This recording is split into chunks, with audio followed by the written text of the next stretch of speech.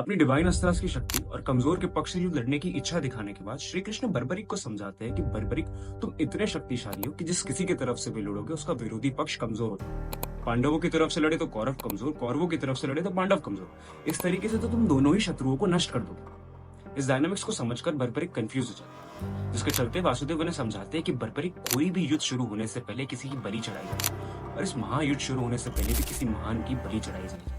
और मेरे हित में तुमसे ज्यादा महान और श्रेष्ठ योद्धा इस पूरे युद्ध में कोई नहीं होगा। इसलिए मैं दक्षिणा के रूप में तुमसे तुम्हारा सर मांगता। और फिर क्या, बर्बरिक दक्षिणा के रूप में वासुदेव के चरणों में अपना सर रख देते हैं और एक विनती जताते हैं कि उन्हें ये युद्ध अपनी आंखों से देखना, जिसके चलते श्री कृष्ण उनका सर एक पहाड़ की चोटी पर रख देते हैं। और जब पूरी महाभारत समाप्त होती है तो युधिष्ठिर को छोड़ सारे पांडव बर्बरिक के पास पहुंचते हैं और पूछते हैं कि बताओ बर्बरिक, कौन था तुम्हारे हित में सबसे श्रेष्ठ और शक्तिशाली योद्धा।